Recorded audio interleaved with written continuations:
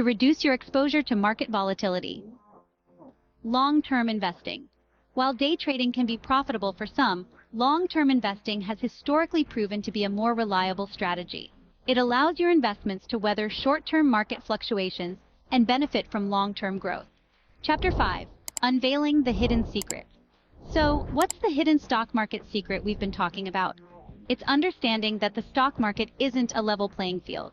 Institutional investors with access to dark pools, insider information, and high-frequency trading algorithms have a significant advantage over retail investors.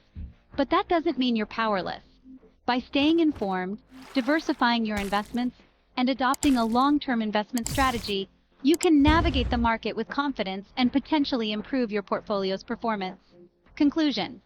In the realm of stock market investing, knowledge truly is power.